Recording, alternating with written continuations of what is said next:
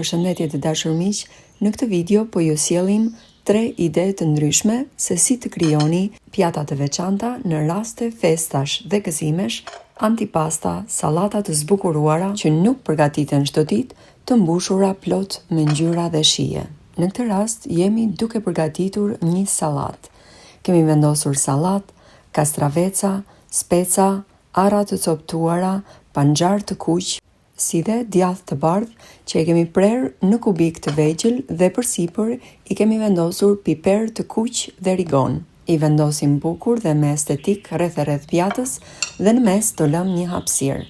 Për ta marinuar sallatën, unë preferoj që t'i shtoj gjithmonë pekmezin e mollës që e kam për vetë dhe më pas në një shishe të tillë përgatis lëngun e limonit, vajin e ullirit, borzilok të freskët dhe pak krip. Ja shtojmë sallatës rreth, kur ta kemi gati, në mes vendosim shegën e përgatitur me djath të butë, të mbuluar me kokrat e shegës me shumë kujdes, duke krijuar kështu një pjatë festive dhe me plot shije. Tani do kalojmë tek një pjatë shumë e thjeshtë, pjata që na sjell në kujtimet e fëmirisë me domaten e freskët, aromën e borzilokut, vaj të ullirit kombinuar bashkë me djathin e napës, nostalgji nga duart e nënave dhe gjysheve tona.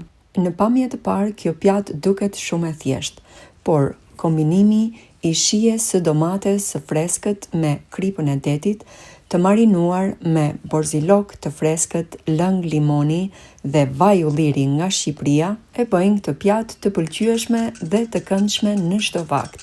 Përzierja e vajit të ullirit me lëngun e limonit dhe borzilokun e freskët në këtë mënyrë, jo vetëm që jep salcës shijen dhe aromën e duhur, por del edhe më e plot. Në fund fare, i shtojmë qepët e njoma, jo vetëm për lezet, por edhe për shije, dhe e shijojmë me bukë të thekur, të bërë vetë me brumë të fermentuar. E thjesht në përgatitje, por shumë e shijshme. Tani do kalojmë tek sofra e mirëseardhjes e vitit të ri 2026, që e kemi përgatitur me shumë kujdes dhe dashuri. Pyetja që shumë prej jush më kanë bërë është se çfarë kemi vendosur në këtë sofër dhe si i kemi krijuar. Po ju tregoj pak për produktet e veçanta që unë kam vendosur në këtë sofër.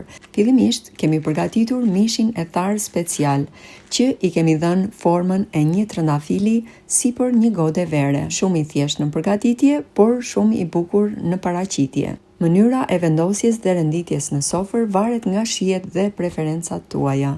Unë sot e kam kombinuar me mishin e thatë, frutat e freskëta, lloje të ndryshme të djathit me shije dhe aroma të veçanta, antipasta të përgatitura më parë me kujdes, siç janë specat e mbushura, ullinjt dhe kjo sheg që e kemi krijuar me një lloj djathi të butë dhe të mbuluara me kokrizat e shegës përsipër. Në sofër kemi shtuar fruta të thata dhe perime të freskëta për t'i dhënë shije dhe lezet akoma edhe më shumë.